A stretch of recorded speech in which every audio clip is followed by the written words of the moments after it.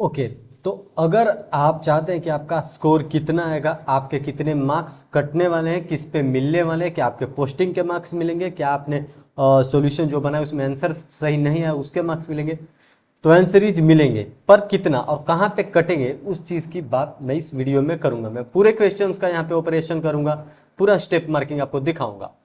ठीक है, पहले बात कर लेते हैं ट्रू फॉल्स की। तो देखिए यहाँ पे दो चीज़ें लिखनी होती है, एक कि ट्रू है या फॉल्स, दूसरा रीजन। हालांकि रीजन लिखने अगर आप ट्रू और फॉल्स में गलत करते हैं और रीजन सही लिखें तो 0 मार्क्स मिलेंगे। ठीक है, अगर ट्रू फॉल्स ही आप गलत कर दिए और रीजन कुछ भी लिखे हो तो आपको 0 मार्क्स। दूसरा, अगर आप ट्रू फॉल्स सही लिखे हो, ठीक, और रीजन गलत लिखे हो, ठीक, तो उसमें क्या होगा, सिर्फ मिलेंगे आपको 0.5 मार्क्स ट्रू और फॉल्स लिखने के। और ये बहुत रेयर है, वरना ये भी मार्क्स नहीं मिलेगा आपको, क्योंकि मेन कंटेंट है रीजन। ठीक है, फिर भी केसेस में देखा गया कुछ कुछ केसेस में कि आपको 0.5 दे दिया जाता है। ठीक है, तो 0.5 आपको मिलेगा अगर रीजन गलत है या आपने नहीं लिखा है, लेकिन ट्रू फॉल्स जो आपने लिखा है वो सही लिखा है। दूसरी चीज, अगर आपने ट्रू और फॉल्स सही लिखा है लेकिन रीजन सिर्फ और सिर्फ बुक वाला कॉपी पेस्ट कर दिया तो भी 99% चांस है कि आपको फुल 2 मार्क्स उस क्वेश्चन में दिया जाए। लेकिन एक एक रीजन जो होता है ना, जैसे ट्रू लिख रहे हो, आंसर ट्रू है और आपने ट्रू आंसर लिख दिया, रीजन कॉपी जो ऊपर क्वेश्चन में है वही दे दिया, तो ठीक है। लेकिन अगर रॉन्ग है तो आपको यह बताना होता है कि उसका सही क्या होगा, या एक्चुअली में जो रॉन्ग है वो किस चीज के लिए रॉन्ग है। मान लीजिए कि लिख दिया जाए कि इसके जगह पे ये अकाउंट डेबिट होगा, तो आपको क्या लिखना है कि ये तो डेबिट नहीं होगा, वो कहाँ डेबिट होगा आपको वो बताना होता है। ठीक है, आप समझ गए। अगर ट्रू फॉल्स सिर्फ लिखे तो आपको 0.5, सिर्फ ट्रू फॉल्स लिखे हैं और रीजन बिल्कुल गलत है तो भी 0.5 मार्क्स, और अगर रीजन सही है ट्रू फॉल्स गलत है तो 0 मार्क्स। बस रीजन उतना बुक वाला देने की जरूरत नहीं है। दूसरी चीज ये देखिए, अकाउंटिंग पॉलिसी का था और ये 4 मार्क्स का क्वेश्चन है, मतलब साफ है 2 मार्क्स का ये था और 2 मार्क्स का ये। इसमें अगर मान लीजिए आप अकाउंटिंग पॉलिसी, यहाँ पे अगर आप ये चार टर्म्स लिखने हैं, एक अकाउंटिंग पॉलिसी, दूसरा किस कंडीशन में चेंज होगा, एक कैश अकाउंटिंग और एक गोइंग कंसर्न कंसेप्ट, अगर अपने लैंग्वेज में भी लिखे हैं और अच्छे से लिखे हैं अपनी लैंग्वेज में तो आपको फुल 4 मार्क्स मिलेगा, फुल। अगर आप लिख दिए कि हाँ अकाउंटिंग पॉलिसी हम एक प्रिंसिपल्स को कहते हैं जिसपे फाइनेंशियल स्टेटमेंट प्रिपेयर्ड होता है, कंडीशन इसका चेंज होने का ये है कि हो सकता है वो पॉलिसी इरेलीवेंट हो सकता है, लॉ इसको स्ट्रिक्ट कर रहा हो, या ये अच्छे से आउटपुट नहीं दे पा रहा हो, मतलब इसको खत्म कर देना ही बेहतर हो, तो उसमें उस कंडीशन में भी इसको चेंज कर देते हैं। अब इन बातों को अगर आप अपने लैंग्वेज में भी लिखे होंगे तो आपका 2 मार्क्स कहीं नहीं जाने वाला। लोग कहते हैं कि नहीं कट जाता, नहीं, मैं खुद देखा हूँ, अपने लैंग्वेज में भी लिखो लेकिन पूरा जो कंटेंट ये पूछ रहा है वो कंटेंट ही आप लिखो। अब ऐसा नहीं है कि मतलब तो इसका साफ है अकाउंटिंग पॉलिसी का कि जिस प्रिंसिपल्स पे आप फाइनेंशियल स्टेटमेंट प्रिपेयर करते हो, अब आप दूसरी चीजें लिख रहे हो यहाँ पे तो आपको वहां पे तो मार्क्स बिल्कुल नहीं मिलेगा, भले ही आप कितना ही लंबा लिखो। तो जो इसका होता है उसको आप अपने लैंग्वेज में भी लिखोगे तो आपको मार्क्स मिल जाता है। ठीक है, तो मान लीजिए यहाँ पे अगर आपने अकाउंटिंग पॉलिसी आपने सही लिखा है और कंडीशन नहीं दे पाए तो आपको 1 मार्क्स इसके मिलेंगे और 2 मार्क्स इसके, तो 3 मार्क्स। अब मान लीजिए ये दोनों सही है अपने लैंग्वेज में तो 2 मार्क्स तो ऐसे मिल गया, और ऊपर वाला गलत तो सिर्फ 2 ही मार्क्स मिलेगा फिर आपको। अब जर्नल एंट्री था 4 और चारों था 4 मार्क्स का, यहाँ पे अगर जरा सा भी गलती हुआ कोई मार्क्स नहीं मिलेगा, यानी कि जर्नल एंट्री आपको पूरा सही करना था। सॉल्यूशन आपको चाहिए तो पिछली वीडियो जाकर देख लीजिए, मैं अपलोड किया हूँ, लगभग 30 मिनट्स का है। हाँ, उसमें मैं इन सब का सॉल्यूशन बता चुका हूँ। ठीक है, तो इसमें सिर्फ स्टेप मार्किंग, अगर गलत है ये तो बिल्कुल गलत, बिल्कुल भी मार्क्स नहीं मिलेगा। थोड़ा सा ये भी अगर गलती है, डेबिट किसको करना था किसी और को कर दिया तो 1 भी मार्क्स नहीं मिलेगा। इसमें कुछ गलत करना था आपने कर दिया तो बिल्कुल भी आपको 1 भी मार्क्स नहीं मिलेगा। हालांकि क्वेश्चन नंबर 2 में अगर आप 2 जर्नल एंट्री किए होंगे अलग अलग तो भी आपको फुल मार्क्स मिलेगा, और एक साथ भी किए होंगे तो फुल मार्क्स मिलेगा। लेकिन अगर आप एक साथ किए हैं और गलत है तो फिर तो 0 मार्क्स, और दो अलग अलग किए हैं और एक सही है तो भी 0 मार्क्स, क्योंकि कंबाइंड एंट्री करेंगे तो ही इसका करेक्ट आंसर मिलेगा। या अगर आप कंबाइंड नहीं भी करते और सेकंड वाला गलत होता है तो आपको जो 0.5 चांस है, अगर आप 2 एंट्री किए होंगे तब आपको 0.5 यहाँ पे चांस है, पहला एंट्री सेल्स का और दूसरा ये जो अमाउंट जो है वो रिसीव हुआ है उसका। ठीक है, तो दो एंट्री अगर आप अलग अलग किए होंगे 2 का, और एक अगर गलत होगा तो उसमें 0.5, लेकिन अगर एक ही एंट्री पास किए होंगे और अगर गलत होगा तो पूरा नंबर गया। और इसमें तो अगर आपने गलती की है थोड़ा सा भी तो आपका फुल मार्क्स जाएगा। और इसमें भी वही है, अगर आप एक पेमेंट वाला अलग से अगर आप एंट्री किए होंगे और 2 एंट्री किए होंगे तो 0.5 आपको दिया जाएगा, और अगर एक एंट्री गलत होगा तो 0.5 मिलेगा, और एक ही साथ अगर एंट्री किए होंगे और थोड़ा सा भी गलती होगा तो बिल्कुल भी मार्क्स नहीं मिलेगा।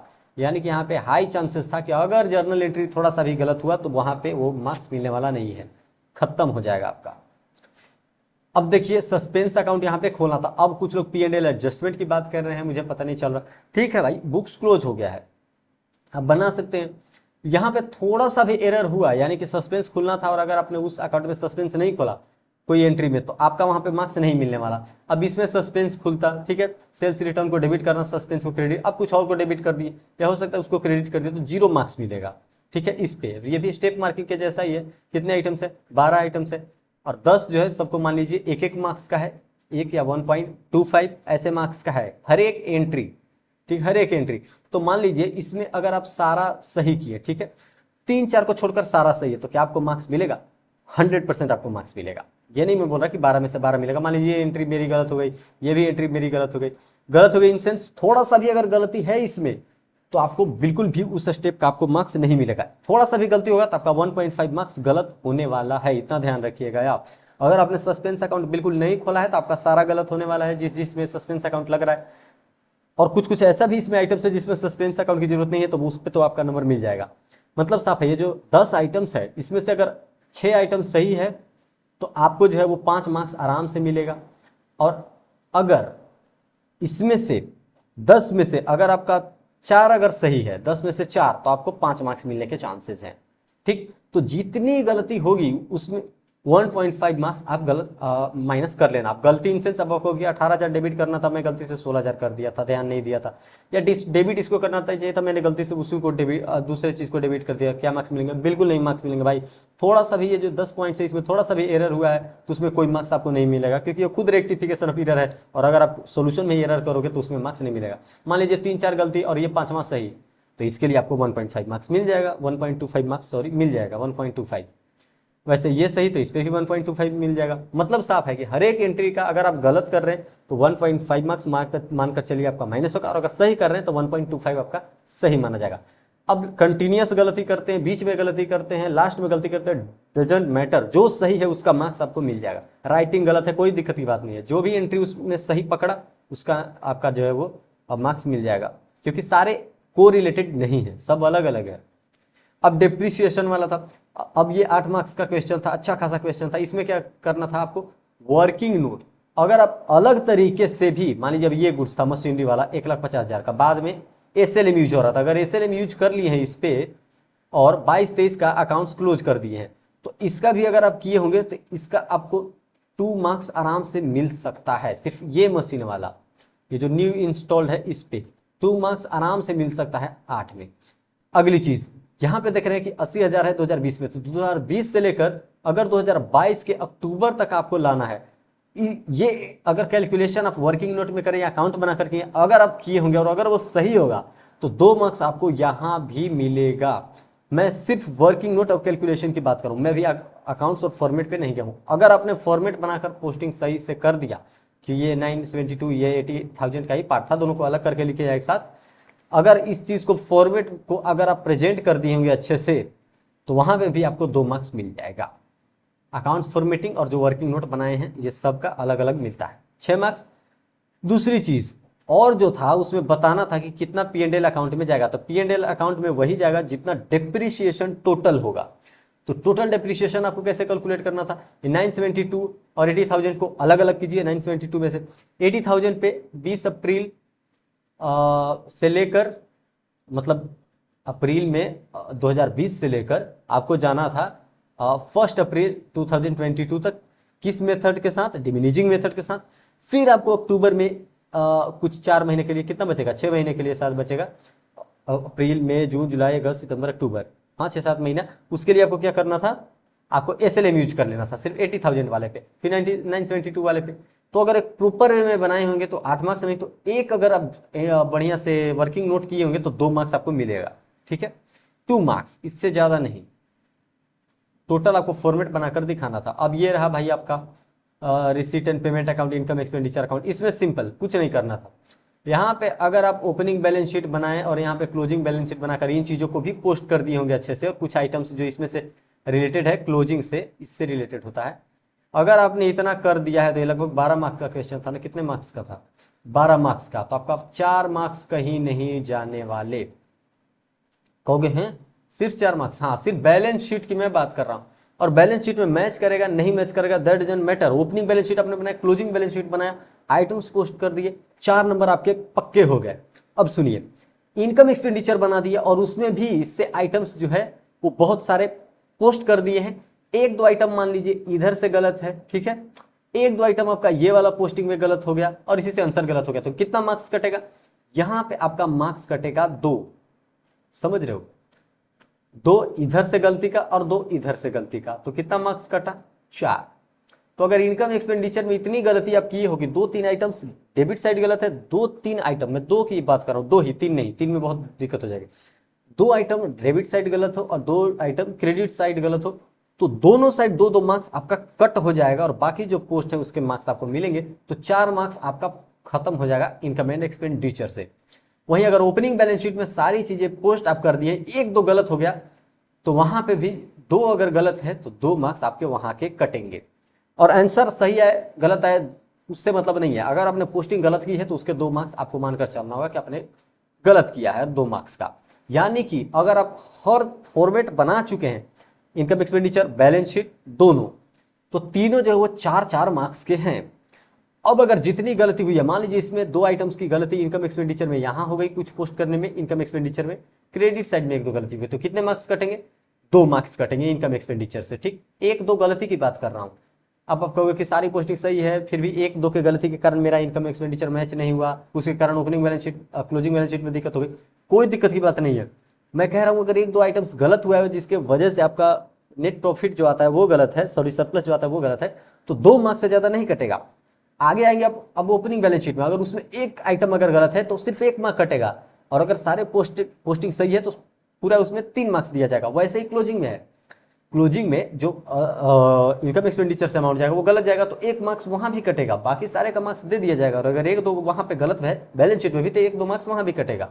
सिंपल, मतलब अगर पोस्टिंग सारा है, मैं एक चीज आपको बता देता हूं, अगर आपने पोस्टिंग सारा किया है और 1-2 आइटम्स गलत हो गए, ठीक, और जिसकी वजह से आंसर भी सही नहीं आया, या हो सकता है आपने कैलकुलेशन वहां पे छोड़ दिया, सब्सक्रिप्शन का कैलकुलेशन गलत हो गया, तो कितने मार्क्स कटेंगे, तो अगर 1-2 गलत है तो आपके ज्यादा से ज्यादा 4 मार्क्स कट सकते हैं, अगर 1-2 आइटम गलत है तो। वहीं अगर 3-4 आइटम्स गलत, तो अभी 1-2 गलती में सिर्फ बैलेंस शीट की बात नहीं कर रहा, बैलेंस शीट की भी बात कर रहा हूं, इनकम एक्सपेंडिचर की भी। अगर ये 4 गलती, मान लीजिए ये तीनों अकाउंट मिलाकर आपके 4 चीजें गलत है और बाकी पोस्टिंग सारे सही है, तो कितने मार्क्स कटेंगे, अगर 4 गलती है तो आपका 6 मार्क्स कटेंगे। ठीक है, 0.5 आंसर गलत आएगा उसका। ठीक, अगर मान लीजिए 5 आइटम्स में आपकी गड़बड़ी है, आपने गलत पोस्ट किया या पोस्ट ही नहीं किया, छोड़ दिया, 5 आइटम्स में, तो आपको कितने मार्क्स कटेंगे, आपके कटेंगे लगभग 7 मार्क्स और मिलेगा 5 मार्क्स। मैं नहीं मानता कि 5 पॉइंट अब बिल्कुल गलत पोस्ट करके आए होंगे भाई, 14-15 आइटम ही है, उसमें भी 3 अकाउंट बनाना है, तो 1-2 गलती हुआ होगा, 1-2 गलती होगा तो 3-4 नंबर कटेगा, इससे ज्यादा आपका नहीं कटेगा। आंसर गलत ही है, बैलेंस शीट मैच नहीं हो, दैट डजंट मैटर। अगर 1-2 गलती है, 3 गलती है, 3 ही नंबर कटेगा इसमें, सिंपल, जितनी गलती उतना 1 नंबर कम कर लेना और कुछ नहीं। अगला था पार्टनर्स वाला, तो देख लीजिए पार्टनर्स वाले में पूछ क्या रहा था आपको, ये देख लेते पहले। Realization account, cash and bank account, partners capital account, balance sheet नहीं पूछा है, ठीक है। तो देखिए कैलकुलेट क्या क्या करना था, पहले तो ये चीज देखिए कि यहाँ पे जो है, अब प्रॉफिट वाला किधर गया, एक सेकेंड, सिंपल क्वेश्चन था, ठीक था। क्या बोला, यहाँ पे जितने आइटम्स हैं, अनरिकॉर्डेड इन्वेस्टमेंट हो गया, ये सब तो आपको रियलाइजेशन में ले जाना होता है। ये आइटम्स है, मतलब 4-5 आइटम्स है, ठीक है। अगर आपने रियलाइजेशन अकाउंट बनाया है और अगर आपका आंसर सही है, पहले केस ये लेते हैं जिसमें आपका सारा आंसर सही है, कुछ वर्किंग नोट छूट गया है, तो आपका नंबर नहीं कटेगा, आपको फुल मार्क्स दिए जाएंगे। क्यों, क्योंकि वर्किंग नोट 8 मार्क्स का ही क्वेश्चन है, तो कितना ज्यादा वर्किंग नोट इंसान बनाएगा, और जो कैलकुलेटिव पार्ट होता है वो तो आप दिखाई देते हो।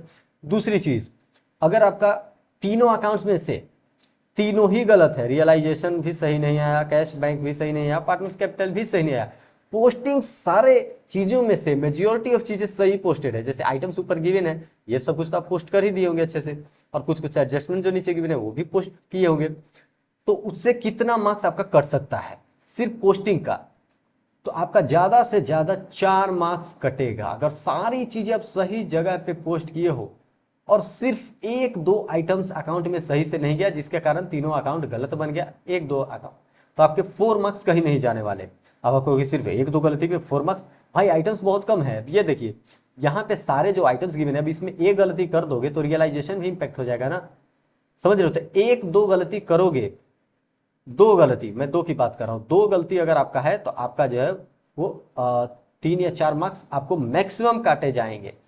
और अगर मान लीजिए आपने एक अकाउंट्स बनाया रियलाइजेशन और वो सही है तो उसका तो आपको 3 मार्क्स मिल जाने वाले हैं भाई, 4 मार्क्स इनफैक्ट मिलेगा, 4 मार्क्स का सारा है, 4 मार्क्स मिलेगा।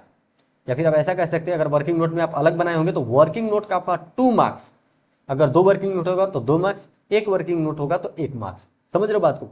रियलाइजेशन भी गलत है, आपका पार्टनर कैपिटल भी गलत है, कैश बैंक भी गलत है, लेकिन आपने पोस्टिंग हर चीज का सही जगह पे किया और एक दो आइटम्स के कारण ऐसा हो रहा है, तो हाफ मार्क्स आपका कहीं नहीं जाने वाला, 8 में से 4। ठीक, लेकिन अमाउंट ठीक है, गलत हुआ, एक दो गलत पोस्ट हुआ, लेकिन बाकी जो है वो सही होनी चाहिए। और मेजोरिटी अगर गलत है और एक दो सही है तो सिर्फ 1 मार्क्स ही आपको मिलेगा। मैं सही बता रहा हूँ, मजाक नहीं बता रहा। 1 मार्क्स, आपने मेजोरिटी ऑफ क्वेश्चन गलत कर दिया, पूरा पोस्टिंग, ना आपने रियलाइजेशन में कुछ पोस्ट किया है, ना कैश एंड बैंक में, ना पार्टनर्स कैपिटल में, थोड़ा सा वर्किंग नोट बनाया और एक दो आइटम पोस्ट किया, तो 1 नंबर ही मिलता, इससे ज्यादा नहीं मिलता। अगला देखते हैं, ये किसका था। अच्छा, ये शेयर वाला था। 1/5 शेयर फ्यूचर प्रॉफिट में शेयर करने वाले हैं, ठीक है। 532 का शेयर है। पार्टनर्स विड्रॉ नहीं करेंगे अपना गुडविल, ठीक। बनाना क्या है, revaluation account, partners capital and balance sheet. तो ये भी 4 नंबर का 3 अकाउंट है। अब मान लीजिए इसमें भी 5 ही आइटम्स है, तो अगर एक दो आइटम्स आपका इसमें गलत हो गया, ठीक, एक दो रिवैल्यूएशन में 2 आइटम्स नहीं होनी चाहिए, एक ही अगर, या फिर मान लीजिए एक या दो इसमें गलत, और जिसके कारण बैलेंस शीट में भी एक दो आइटम्स गलत, तो इससे कितना मार्क्स कटेगा, तो 12 में से आपका 6 मार्क्स जो है वो कहीं नहीं जाने वाला। अब आप बोलोगे सिर्फ 6 मार्क्स, तो देखो भाई सारे रिलेटेड अकाउंट्स है। अगर आपका रिवैल्यूएशन गलत बना तो ये गलत बैलेंस पार्टनर कैपिटल में जाएगा, गलत बैलेंस पार्टनर कैपिटल में जाएगा, तो यही गलत बैलेंस आपका बैलेंस शीट में जाएगा। तो ये 3 जगह तो 3 मार्क्स तो ऐसे ही कट कर दिया, और 3 मार्क्स आपका जो रॉन्ग पोस्टिंग की है उसका, ठीक। 3 मार्क्स से 3 गलत फिगर आएगा और 3 गलती आपने किया है वो, तो 6 मार्क्स आपका कटेगा और सिर्फ 6 मार्क्स मिलेगा। और गलती कितनी, 2 4, मतलब 4 गलती के लिए मान लीजिए यहाँ पे 4 चीजें आपने गलत कर रखी है, तो उसके 6 मार्क्स आपके कट होने वाले हैं। हर एक गलती के लिए 1.5 मार्क्स आपके डिडक्ट होंगे, क्योंकि 12 मार्क्स का क्वेश्चन।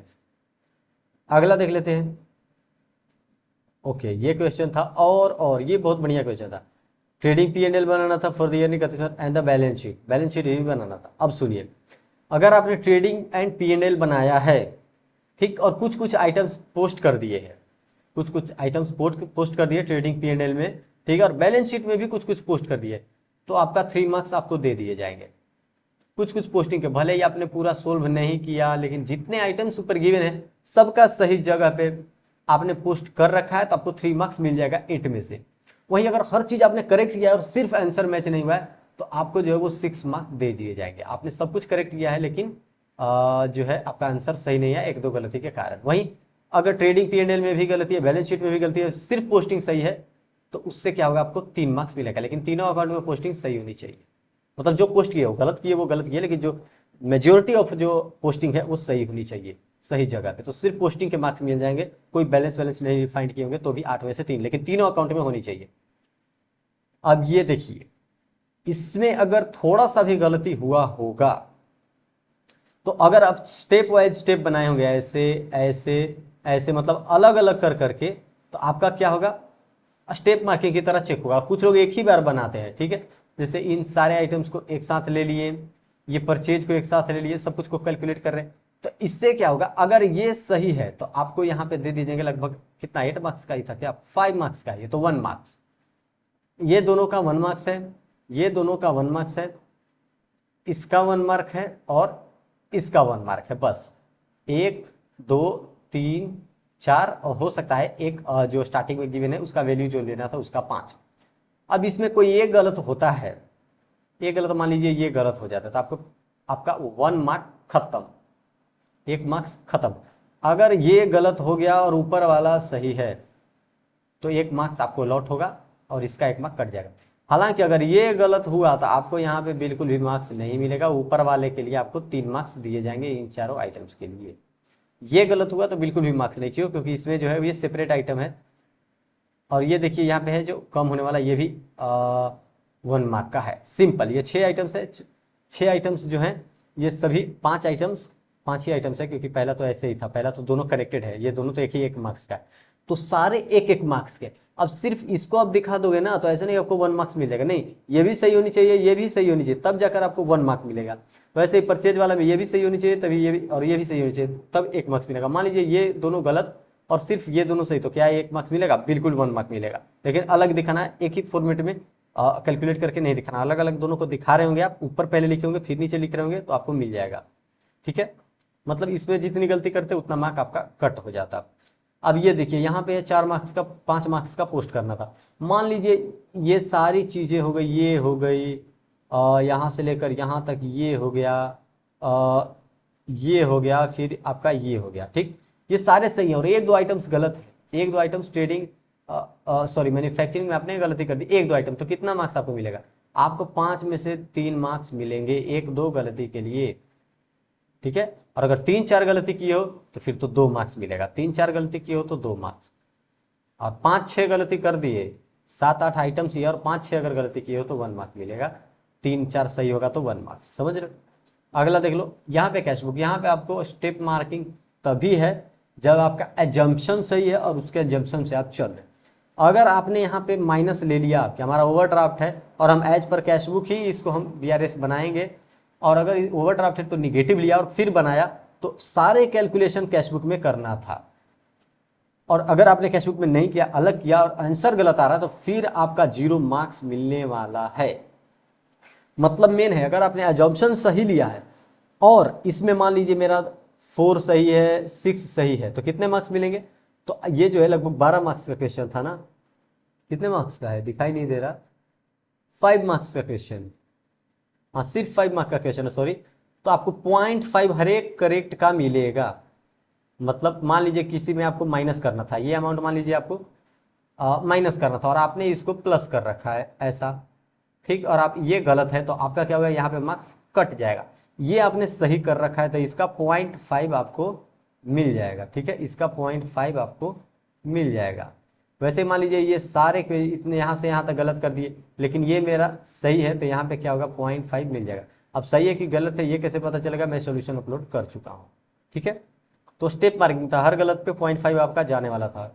हालांकि गलत जब आप करेंगे तो आप जो है वो ये एज्यूम करके चले कि आपका 1 मार्क्स जाने वाला है, 1 मार्क। 2 गलती पे 1.5 मार्क्स, 3 गलती पे 2 मार्क्स। 0.5 स्टार्टिंग में ज़्यादा होता है क्योंकि आंसर भी गलत तो आ रहा है ना, नीचे वाला फिगर। यहाँ पे जो आप बीआरएस के लास्ट फाइनल आंसर लाओगे वो तो गलत ही लाओगे। अगर एक आइटम इधर गलत होगा तो इधर भी फिगर इम्पैक्ट होगा, तो 1 मार्क्स करता है, और तो अगर 2 आइटम्स गलत हो तो भी ये फिगर एक ही बार इम्पैक्ट होगा, तो 1.5 मार्क्स करता है। मतलब साफ है, यहाँ पे एक एक पोस्टिंग का आपको एक एक 0.5 नंबर था, अगर गलत हुआ तो उसका नंबर नहीं, जो सही हुआ उसका 0.5। ठीक है, ओके, अब आप समझ सकते हैं, आंसर देख लेना। यहाँ पे इशू फॉर फ्यूचर सब कुछ था, और पूछा क्या था, journal entries in the books of company. Simple. अब अगर आपने फॉर फीचर का एंट्री किया है, कितने मार्क्स का है, 10 मार्क्स का, तो आपका 3 मार्क्स कहीं नहीं जाने वाले, सिर्फ फॉर फीचर वाले ऊपर देखिए और नीचे फॉर फिट कीजिए, 3 मार्क्स कहीं नहीं जाने वाले। फॉर फीचर में क्या क्या आएगा, फॉर फीचर, री इशू ऑफ शेयर्स, और कहीं शेयर्स है, बोनस शेयर्स। तो शेयर्स वाले जितने कॉन्सेप्ट है अगर सारे सही है तब तो 3 मार्क्स, और 1-2 गलत है तो 1 मार्क्स। आपको बुरा लग रहा होगा लेकिन सिर्फ 1 मार्क्स। वैसे ही और क्या पूछ रहा था, ऊपर देख लेते हैं, आइटम्स में था फॉरफिट किया, री इशू किया, fully bonus share ratio 1:8। Balance sheet इसमें नहीं बनाना है ना, नहीं इसमें बैलेंस शीट नहीं बनाना। तो यहाँ पे क्या है, अगर ये तीनों सही है तो हर एक जो आइटम्स है यहाँ पे देख रहे हो 4 आइटम्स है, 4 और 10 मार्क का है, यानी कि हर जो है वो लगभग 2.25 का है। ठीक, तो आपको करना क्या है, 2.5 से प्लस है हर एक के लिए। ये जो ऊपर आइटम्स गिवन है, अगर इसमें आप कॉल कर रहे हैं वो वाला जर्नल एंट्री सही है, फिर दूसरा जर्नल एंट्री सही है, इसमें टोटल लगभग 15 जर्नल एंट्रीज होगी। ठीक है, 15-16 जर्नल एंट्रीज जाएगी। और अगर 6 जर्नल एंट्री गलत है, ठीक, तो 6 अगर गलत होगा आपको तो यहाँ पे 5 मार्क्स आपको आराम से दिए जाएंगे 6 गलती पे। 15 में से अगर 6 गलती है तो आपका 5 मार्क्स मिलेगा। अब आपको इतना कम, बिल्कुल, क्योंकि सारे जो है वो लगभग कनेक्टेड एंट्रीज होती है। और आपने जर्नल एंट्री सही किया और अमाउंट ही गलत कर दिया तो फिर तो वहाँ पे 0 मार्क्स मिलने वाले हैं। मतलब समझिए, जो भी जर्नल एंट्रीज करनी है, हर एक जर्नल एंट्रीज की लगभग मान लीजिए 0.5 मार्क्स है, हर एक जर्नल एंट्री की 0.5। अब जो भी आपने गलती की है उसका आपका 1 मार्क कट होगा, लेकिन जो आप सही किए उसका 1.5 आपको मिलेगा, इतना ध्यान रखना। अब ये नहीं कि 5 ही आइटम से तो 5 ही जर्नल एंट्रीज होगी, अब जर्नल एंट्रीज पे वो डिपेंड करता है। अगला द मोस्ट इंपॉर्टेंट क्वेश्चन, यहाँ पे जो था आपके लिए स्टेप मार्किंग एक अच्छा चीज था। कब? जब आप इसको एज ए वर्किंग नोट अलग भी सोल्यूशन दिखाए होंगे। यहाँ पे क्या करना था, वो नोट्स टू अकाउंट बनाना था, ठीक है, बैलेंस शीट भी बनाना था। अब यहाँ पे बात कर लेता हूँ कि अगर नोट्स टू अकाउंट और बैलेंस शीट बनाए हो और कुछ कुछ आइटम सही सही पोस्ट किए हो तो उतने का भी आपको जो है वो 2 मार्क्स मिल जाएगा। आपको सिर्फ 2 मार्क्स, बिल्कुल, क्योंकि नोट्स टू अकाउंट तभी बनता है जब आपने कैलकुलेशन सही कर रखा है, और अगर कैलकुलेशन गलत भी है तो आपने नोट्स टू अकाउंट में सही किया है। समझ रहे हो? तो अगर सब कुछ सही सही रहेगा, तीन तीन चीजें करनी है, journal entries, notes to account और बैलेंस शीट, तीनों सही है और थोड़ा थोड़ा बहुत गलती है, एक एक जर्नल एंट्री में भी 1-2, नोट्स टू अकाउंट में भी 1-2, बैलेंस शीट में भी 1-2, तो आपका 10 मार्क्स कहीं नहीं जाने वाला। 1-2 गलती की मैं बात कर रहा हूं, मान लीजिए 3-4 गलती हो तो फिर आपका 6 मार्क कहीं नहीं जाने वाला। अब मान लो आपने कुछ किया नहीं, सिर्फ जो पोस्ट करने लायक अमाउंट तो सिर्फ उसको पोस्ट किया तो सिर्फ आपको 2 मार्क्स मिलेगा। ये रिलेटेड होते हैं अकाउंट्स, ठीक है, पोस्टिंग पे डिपेंड करते हैं लेकिन आफ्टर एडजस्टमेंट ही डिपेंड करते हैं। तो जो प्लस माइनस होता है नोट्स टू अकाउंट में हो या वर्किंग नोट में, तो वो सही करके ही या बैलेंस शीट में दिखाना होता है आपको, या जर्नल एंट्री। तो अगर जर्नल एंट्रीज सही है, 4-5 जर्नल एंट्रीज है, जर्नल एंट्री 1-2 गलत है तो कोई बात नहीं, 1-2 नंबर वहां पे कट जाएगा। अगर नोट्स टू अकाउंट में सब चीज सही है, 1-2 गलत है तो 1-2 नंबर वहां पे कट जाएगा। बैलेंस शीट में 1-2 गलत है तो बैलेंस शीट में भी 1-2 नंबर कटेगा। यानी कि अगर तीनों अकाउंट्स में अगर मैं गलती की बात करूं, 1-2 गलती की, तो आपका ज्यादा से ज्यादा 6 मार्क्स कटेगा और आपको 9 मार्क्स आराम से दे दिए जाएंगे। ये कब? जब आपका 1 या 2 गलती हो हर एक अकाउंट में, जर्नल एंट्री में भी 1-2 गलती, नोट्स टू अकाउंट में भी, बैलेंस शीट में भी। और अगर नहीं है तब तो कहना नहीं है। और ये सब्सिडरी बुक 5 मार्क्स का, ये तो थ्योरी था। अगर आप अपने मन से भी लिखे होंगे लेकिन कुछ कुछ एग्जाम्पल देकर लिखे होंगे सब्सिडरी बुक्स क्या है, उनके कैसे एडवांटेज है, 5 पॉइंट लिख दिए होंगे तो 5 मार्क्स मिल जाएगा। यहाँ पे लैंग्वेज की कोई जरूरत नहीं पड़ती। So this was all about today's video. और सबसे बड़ी चीज, जो स्टेप मार्किंग आप देख रहे हो ना ऐसे ऐसे क्वेश्चन में, इसमें जो है वो हर एक जर्नल एंट्री बहुत इंपॉर्टेंट होता है। अगर जर्नल एंट्री गलत होता है ना तो आपका नोट्स टू अकाउंट और बैलेंस शीट भी गलत हो जाता है। तो ज़्यादा गलती नहीं है या ज़्यादा ही गलती है लेकिन पोस्ट भी की है तो 2-3 मार्क्स आपका कोई नहीं काटेगा। लेकिन आपने पोस्टिंग अच्छे से किया है, कुछ जर्नल एंट्रीज भी सही है, कुछ कुछ माइनर मिस्टेक्स के कारण गलती हो गई, तो 6-7 मार्क्स 8 मार्क्स आपको कहीं नहीं जाने वाले हैं। अगली वीडियो में मैं, और वैसे भी सोल्यूशन में इसका बता चुका हूँ, आप लोग जाकर देख लेना और चैनल पे अवेलेबल है। ठीक, ओके, बंद कर दूं? बंद कर देना।